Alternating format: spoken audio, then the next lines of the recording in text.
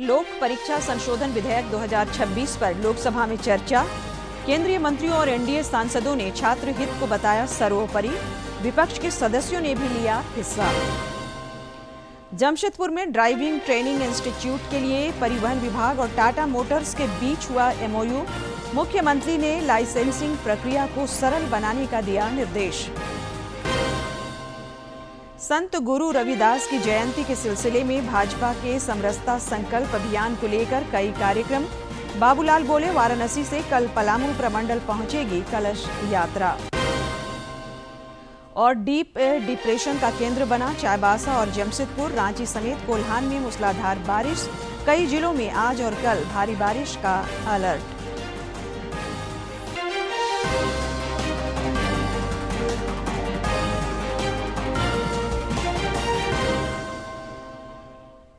नमस्कार, खबरें झारखंड में आपका स्वागत है। मैं हूं संध्या दिमता और अब समाचार विस्तार से। लोकसभा में लोक परीक्षा अनुचित साधन निवारण संशोधन विधेयक 2026 पर चर्चा हुई, जिसमें केंद्रीय मंत्रियों, एनडीए सांसदों और विपक्ष के सदस्यों ने हिस्सा लिया। प्रधानमंत्री कार्यालय में राज्य मंत्री जितेंद्र सिंह ने इस पर चर्चा की शुरुआत करते हुए कहा कि केंद्र सरकार और प्रधानमंत्री नरेंद्र मोदी युवाओं के हित और भविष्य के लिए कृत संकल्पित हैं।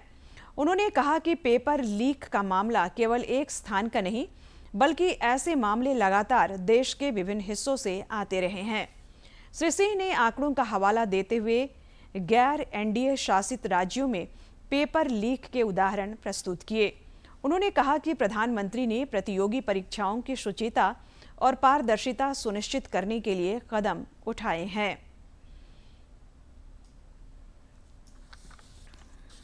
चाहे वो स्पेशल टास्क फोर्स हो, चाहे वो central agency, because this bill and the earlier bill also entities the government और the authorizes the government to pass this on to any central agency or to special task force or even when the police per se is conducting. उनके लिए section 12A has been added to this earlier bill, which provides for special fast track courts. अब उसमें भी हमने एक समय सीमा तय कर दी है। The investigation has to be completed within a span of 2 months, regardless of whether it is a central agency or a special task force, और 2 महीने के भीतर सारी जांच इन्वेस्टिगेशन मुकम्मल की जाएगी और उसके बाद जो भी ट्रायल कोर्ट होगा, जो अभी इस केस में is going to be a fast track special court, उसमें ये 3 महीने, यानी जिस दिन वारदात रिपोर्ट हुई है उस दिन से लेकर के आखिरी निर्णय आने तक 5 महीने से ज्यादा अवधि काल नहीं रहा जाएगा। संसद में जिस संशोधन विधेयक पर चर्चा हो रही है, उसमें पेपर लीक रोकथाम के लिए कड़े प्रावधान किए गए हैं। दोषियों पर 10 वर्ष तक की जेल और 10 करोड़ रुपए तक का जुर्माना लगेगा। चार्जशीट के 3 महीने के भीतर ट्रायल का लक्ष्य है। परीक्षा धोखाधड़ी पर कानून और सख्त सजा और जुर्माने का दायरा होगा। इस नए कानून में परीक्षा धोखाधड़ी पे 5 से 10 साल तक की सजा का प्रावधान किया गया है। 8 साल तक परीक्षा से प्रतिबंध लगेगा। ये तमाम वो कड़े प्रावधान किए गए हैं। इसमें अधिकतम जुर्माना 50 लाख रुपए है, जो पहले 10 लाख रुपए हुआ करता था। तो ये कई बदलावों के साथ, संशोधनों के साथ इस नए कानून को रखा गया है। दोषी सेवा प्रदाताओं पर 5 करोड़ तक का जुर्माना है, जो पहले 1 करोड़ था। कंपनी अधिकारियों को 5 साल की न्यूनतम जेल का प्रावधान, इसमें सजा बढ़ाई गई है। पिछले कानून से संगठित परीक्षा अपराध पर 7 साल की न्यूनतम सजा रखी गई है। संगठित अपराध पर 10 करोड़ न्यूनतम जुर्माना रहेगा और गंभीर मामलों की जांच के लिए एसटीएफ का भी प्रावधान किया गया है। नए कानून में मामलों के लिए स्पेशल फास्ट ट्रैक कोर्ट बनेंगे। हम जानते हैं इस पूरे मामले पर सबसे पहली जो एक तरह से ऐलान था प्रधानमंत्री का, फास्ट ट्रैक कोर्ट्स का ही था। 2 महीने में जांच पूरी करना अनिवार्य होगा। यानी तय समय सीमा के बीच इन तमाम मामलों का निपटारा स्पेशल पब्लिक प्रोसिक्यूटर की नियुक्ति की जाएगी। अपील सीधे हाईकोर्ट की डिवीजन बेंच में होगी। तो ये तमाम कड़े प्रावधान किए गए हैं और अपीलों का 3 महीने में निपटारा करने का प्रयास किया जाएगा। संसद के मानसून सत्र में आज भी भोजनावकाश से पहले विपक्ष ने विभिन्न मांगों को लेकर हंगामा किया, जिससे सदन की कार्यवाही में बाधा पड़ी। राज्यसभा की कार्यवाही कल सवेरे 11 बजे तक के लिए स्थगित कर दी गई है। लोकसभा में भी प्रश्नकाल नहीं चल सका। लोकसभा में अध्यक्ष ओम बिरला ने राष्ट्रमंडल खेलों के पदक वीरों को सदन की ओर से बधाई और शुभकामनाएं दी। नीट प्रश्न पत्र लीक के मुद्दे पर राजधानी दिल्ली में प्रदर्शन करने वाले छात्रों पर पुलिस कार्रवाई के संबंध में गृह मंत्री अमित शाह के बयान की मांग कर रहे कांग्रेस और अन्य विपक्षी दलों के सदस्यों के हंगामे के कारण लोकसभा की बैठक शुरू होने के 5 मिनट बाद ही वहीं लोकसभा अध्यक्ष ओम बिरला ने 2 बजे से लोक परीक्षा संशोधन विधेयक 2026 पर चर्चा शुरू होने का संकेत दिया। परीक्षाओं के प्रश्न पत्र लीक होने के खिलाफ कड़े प्रावधान वाला यह विधेयक सोमवार को सदन में पेश किया गया था, लेकिन गतिरोध के कारण इस पर कल चर्चा शुरू नहीं हो सकी थी। इस महत्वपूर्ण विषय पर चर्चा करेंगे, ऐसा सभी लोगों ने सहमति व्यक्त की है। 23वें राष्ट्रमंडल खेलों में भारत के पैरा खिलाड़ी सुश्री शर्मिला धनखड़ ने स्वर्ण पदक मैं सदन की ओर से देश की मान बढ़ाने वाले सभी खिलाड़ियों को उनके योगदान के लिए एवं टीम इंडिया कोच सबको, परिवारजनों को हार्दिक बधाई देता हूं, शुभकामनाएं देता हूं। जमशेदपुर में ड्राइविंग ट्रेनिंग इंस्टीट्यूट की स्थापना को लेकर रांची में मुख्यमंत्री हेमंत सोरेन की उपस्थिति में परिवहन विभाग और टाटा मोटर्स लिमिटेड के बीच आज एक एमओयू हुआ। प्रोजेक्ट भवन स्थित झारखंड मंत्रालय में इस एमओयू के दौरान मुख्यमंत्री ने सांकेतिक रूप से राज्य के 9 जिलों के लाभार्थियों के बीच ड्राइविंग लाइसेंस का वितरण किया। पलामू समेत कई अन्य जिलों के लाभार्थी वर्चुअल माध्यम से इस समारोह से जुड़े। इस दौरान अपने संबोधन में मुख्यमंत्री ने कहा कि institute of driving training and research की स्थापना से राज्य को दक्ष चालक मिलेंगे और सड़क दुर्घटनाओं में भी कमी आएगी। उन्होंने ड्राइविंग लाइसेंस बनाने की प्रक्रिया को सरल करने पर भी जोर दिया। इस मौके पर परिवहन मंत्री दीपक बिरुवा समेत कई लोग मौजूद थे।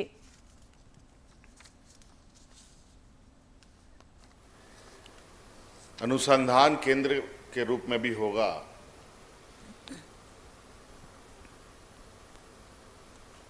गाड़ी चलाने को लेकर कि किस तरीके से कम घटनाएं घटे, कम से कम एक्सीडेंट हो, गाड़ियों की तकनीक के बारे में और गाड़ी से संबंधित कई सारी जानकारियों के साथ यह संस्था कार्य करेगी। परिवार के अन्य सदस्यों को किसी तरह की दिक्कतें ना आए। दुर्घटना होने पर चूंकि दुर्घटना में कम आयु के 18 वर्ष से लेकर के 35 वर्ष के आयु के लोग ही ज़्यादा दुर्घटनाग्रस्त होते हैं। उस समय में एक परिवार को सबल समर्थन का राष्ट्र को जरूरत पड़ता है। ऐसे समय में ऐसे लोग जो है ना दुर्घटनाग्रस्त होकर के मृत्यु पा लेते हैं। तो इसीलिए राष्ट्र निर्माण की दिशा में भी ये ट्रेनिंग बहुत ज़रूरी है, ताकि समाज और राष्ट्र का सही दिशा हम लोग आगे बढ़ पाएँ।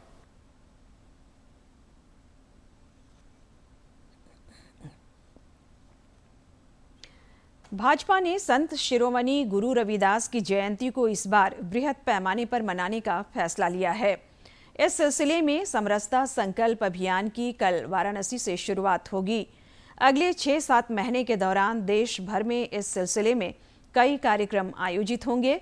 नेता प्रतिपक्ष बाबूलाल मरांडी ने आज पलामू में प्रेस वार्ता के दौरान बताया कि वाराणसी से कलश यात्रा पलामू प्रमंडल में कल पहुंचेगी। इस दौरान प्रमंडल में विविध कार्यक्रम आयोजित होंगे। इस यात्रा यह यात्रा 31 जुलाई को लातेहार से रांची के लिए प्रस्थान करेगी। श्री मरांडी ने गुरु रविदास की समरसता और समानता के संदेश को भी याद किया और कहा कि उनके आदर्शों और उपदेशों को पार्टी जन जन तक पहुंचाएगी। समरसता संकल्प यात्रा के रूप में पार्टी समाज के साथ मिल करके इस कार्यक्रम को करेगी।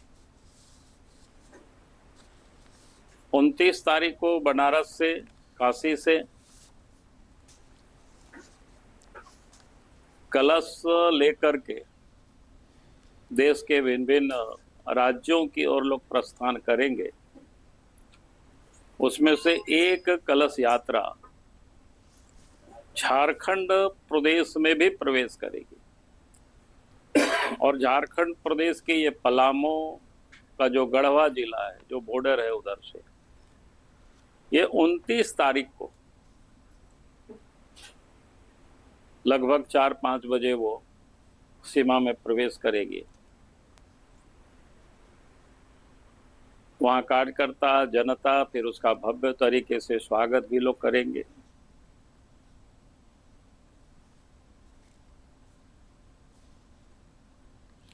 सरकार की नीतियों और सुरक्षा बलों की अदम्य साहस की वजह से देश से लाल आतंक का दाग करीब करीब मिट चुका है और बचे खुचे नक्सली भी लगातार आत्मसमर्पण कर मुख्य धारा में लौट रहे हैं। आज रांची में झारखंड पुलिस और सीआरपीएफ के सामने 5 महिला समेत 16 नक्सलियों ने हथियार के साथ आत्मसमर्पण कर दिया। इस वर्ष राज्य में अब तक 45 नक्सलियों ने सरेंडर किया है।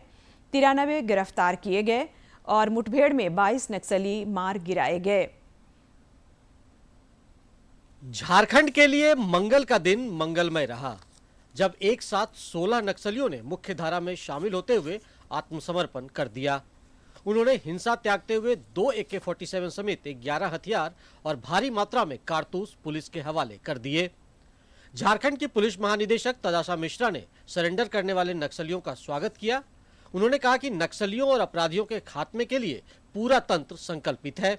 इसके लिए जो भी organisations, police, CRPF, cobra, JJ, सभी ऑर्गेनाइजेशंस एवं अन्य ऑर्गेनाइजेशंस जो हम लोगों को इसमें मदद किए हैं, सहायता दी है, उन सभी का मैं धन्यवाद दे रही हूँ। झारखंड को क्लीन बनाने के लिए हम लोग सभी पुलिस विभाग से सभी पदाधिकारी हम लोग कमिटेड है। मौके पर सीआरपीएफ के आईजी साकेत कुमार भी मौजूद थे।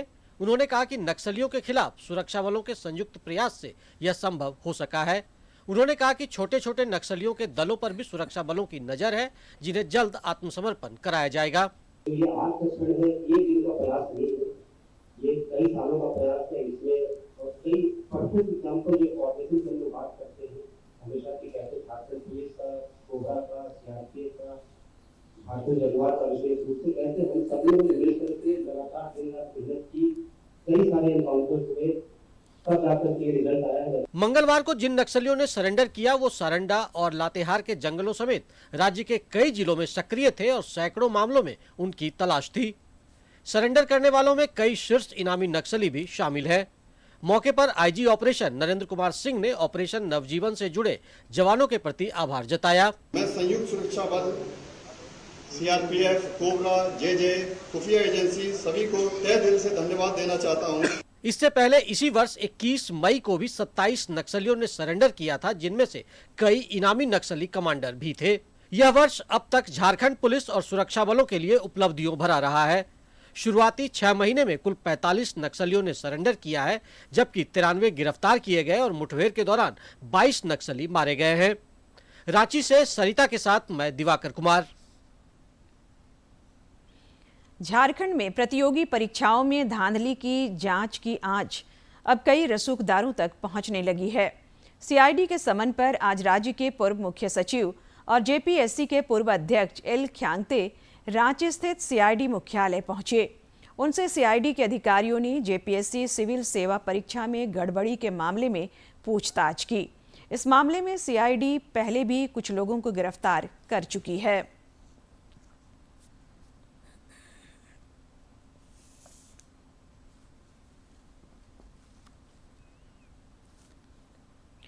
राज्य में एसआईआर प्रपत्रों को जमा करने के लिए वोटरों के पास कल तक का समय है। प्रपत्रों के डिजिटाइजेशन का काम अब अंतिम चरण में है, जिसके बाद 5 अगस्त को प्रारूप मतदाता सूची का प्रकाशन होगा। इस बीच कांग्रेस के प्रदेश अध्यक्ष केशव महतो कमलेश के नेतृत्व में पार्टी के एक प्रतिनिधिमंडल ने आज रांची में मुख्य निर्वाचन पदाधिकारी के रवि कुमार से मुलाकात की। प्रतिनिधिमंडल ने श्री कुमार से एसआईआर प्रपत्र जमा करने की अंतिम तिथि बढ़ाने का आग्रह किया। मुख्य निर्वाचन पदाधिकारी ने आवश्यकता पड़ने पर अवधि विस्तार की बात कही।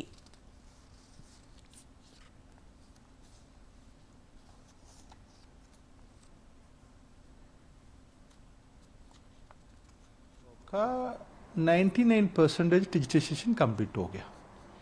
अभी भी हम लोग के पास समय वक्त बचा हुआ है। फिर भी समय कहाँ पर आवश्यक पड़ता है उसी समय में हम लोग कमीशन से समय मांगेंगे। आपको एनुमरेशन फेज में समय का आवश्यक नहीं है, इसलिए अभी मांगा नहीं।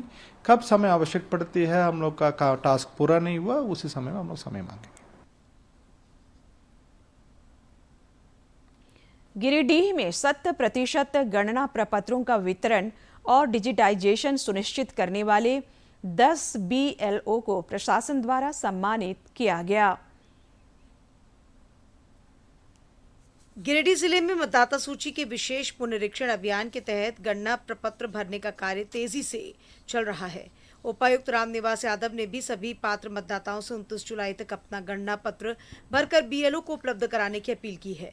उन्होंने कहा कि मतदाता सूची को त्रुटि रहित और अद्यतन बनाने में प्रत्येक मतदाता की भागीदारी महत्वपूर्ण है। हम लोगों के स्तर से पूरी कोशिश की गई है कि जितने भी हमारे मतदाता हैं उन सबका इनॉमिनेशन फॉर्म समय टाइम पे भरा जाए और डिजिटाइज उसको कर दिया जाए। विशेष पुनरीक्षण अभियान में उत्कृष्ट कार्य करने वाले 10 BLO को गिरिडीह के अनुमंडल पदाधिकारी धीरेन्द्र कुमार ने शॉल उड़ाकर सम्मानित किया। सम्मानित BLO ने निर्धारित समय सीमा के अंदर 100% गणना प्रपत्रों का वितरण और उनका डिजिटलाइजेशन सुनिश्चित किया। हमारे 10 BLO ऐसे थे जो लगभग 5-6 दिन पूर्व ही 100% डिजिटाइज कर दिए थे, तो उसे मैं सम्मानित किया, प्लस उसके हार्दिक शुभकामनाएं दी। इसके साथ ही सभी BLO को हमने एक संदेश दिया कि आप भी इस तरह से काम करें ताकि आपको भी सम्मानित करेंगे, क्योंकि आगे ये प्रक्रिया 7 नवंबर तक हमारा चलेगा और उस समय हमारा फाइनल रोल प्रकाशित होगा। जिला प्रशासन का उद्देश्य मतदाता सूची को पूरी तरह से अद्यतन, त्रुटि रहित और समावेशी बनाना है।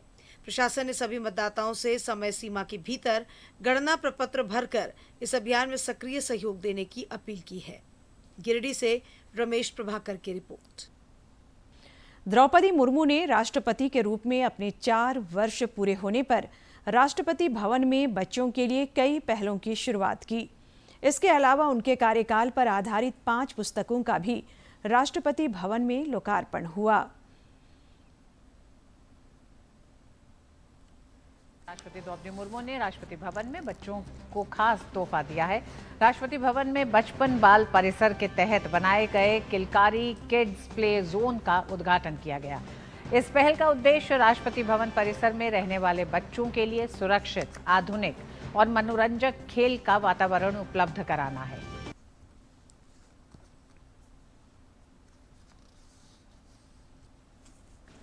जब मैंने 25 जुलाई 2022 को भारत के राष्ट्रपति का पदभार ग्रहण किया था, तो ये मेरे लिए सम्मान से अधिक दायित्व का विषय था,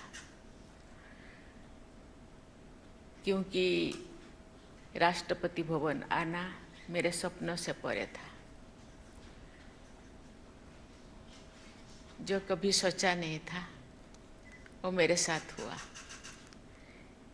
पिछले 4 वर्षों में मैंने इसी कर्तव्य भावना के साथ कार्य किया था। मैं राष्ट्रपति भवन में या विभिन्न राज्यों की यात्राओं के दौरान जो भी लोगों, विशेषकर युवाओं से मिलती हूँ, तो मैं उन्हें प्रेरित करती हूँ कि वे नैतिक मूल्यों से जुड़े रहें और देश एवं समाज की उन्नति के लिए कार्य करें।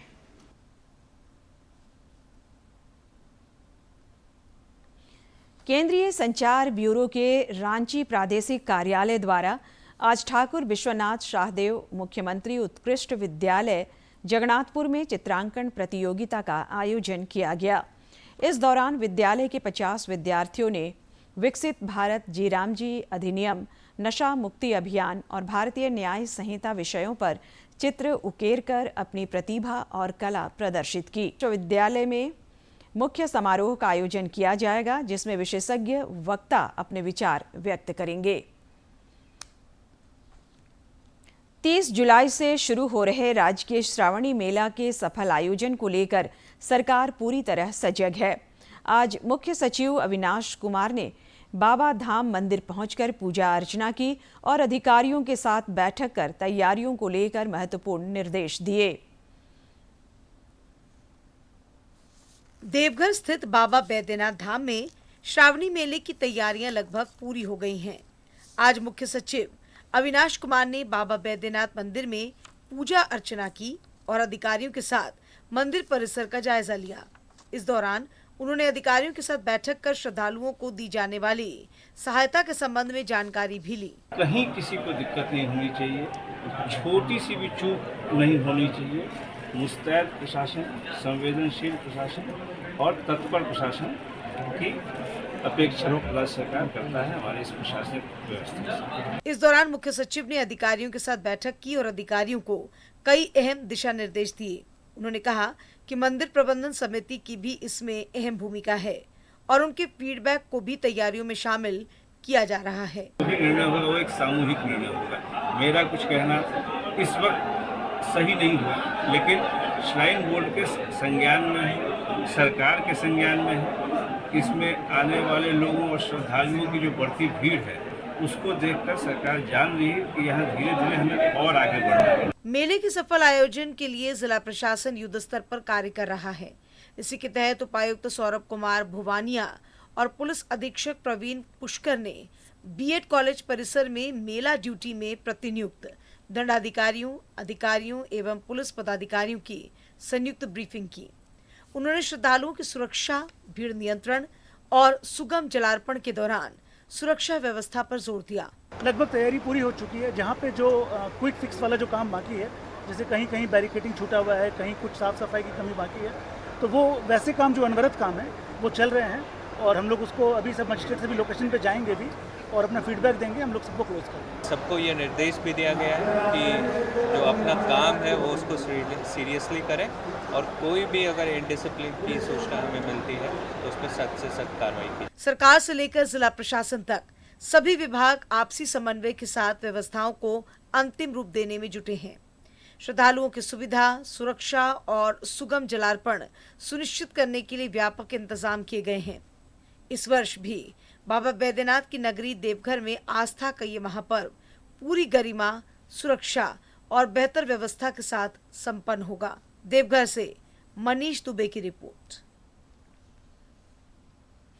धनबाद के तोपचांची थाना पुलिस ने गौ वंश तस्करी के खिलाफ कार्रवाई करते हुए एक कंटेनर से 51 गौवंश बरामद किए हैं। इनमें 45 गौवंश जीवित जबकि 6 मृत पाए गए। पुलिस ने कंटेनर के खलासी और एक सहयोगी को गिरफ्तार किया है, जबकि चालक मौके से फरार हो गया। सभी जीवित गौवंशों को कतरास स्थित श्री गंगा गौशाला को सौंप दिया गया है।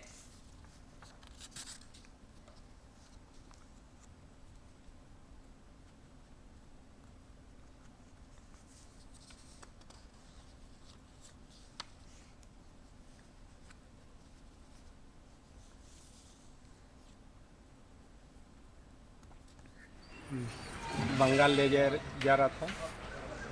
उक्त सूचना के आलोक में अपने गश्ती दल एवं थाना के पदाधिकारी एवं कर्मी के सहयोग से उक्त गाड़ी को तोपचांची क्षेत्र आसपास हम लोग उसको रोके। के बाद फिर हम लोग उसको सोचे कि जानवर थोड़ा हम लोग सत्यापन किया, लेकिन जानवर इतना ऊपर नीचे लदा हुआ था कि हम लोग उसको गिनना संभव नहीं था। इसलिए हम सीधे गाड़ी को जब्त करके पकड़ते हुए सीधे आपका गौशाला लेते आए और यही हम लोग उसका अभी मिलान किए। कुल 51 जानवर है। इसमें गाय 23, बैल 22 और उसमें से 4 गाय मृत है, 2 बैल है, 2 बैल, कुल मिला के 51। कुछ जानकारी मौसम से। रांची, कोल्हान और राज्य के कुछ अन्य जिलों में पिछले 36 घंटे से रुक रुक कर बारिश हो रही है, जिससे जनजीवन प्रभावित हुआ है। यह बारिश जमशेदपुर और चाईबासा में बने गहरे निम्न दबाव के क्षेत्र की वजह से हो रही है। आज पश्चिमी सिंहभूम के अलावा खूंटी, सिमडेगा और गुमला में भी भारी से बहुत भारी बारिश की संभावना है। कल हजारीबाग, लोहरदगा, रामगढ़ और रांची समेत कुछ अन्य जिलों में भारी बारिश हो सकती है। और ज़्यादा जानकारी दे रहे हैं हमारे सहयोगी।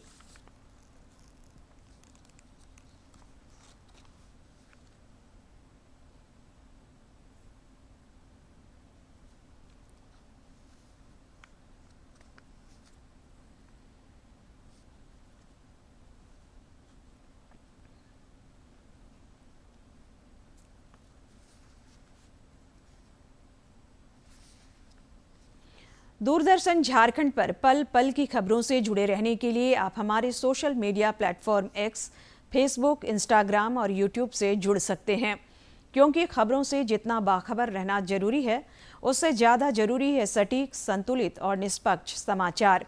हमारा एक्स हैंडल है @DD News Jharkhand, Facebook page है DD News झारखंड और इंस्टाग्राम अकाउंट है DD News झारखंड। आप हमें YouTube channel Jharkhand DD News पर भी देख और सुन सकते हैं। और अब अंत में मुख्य समाचार एक बार फिर।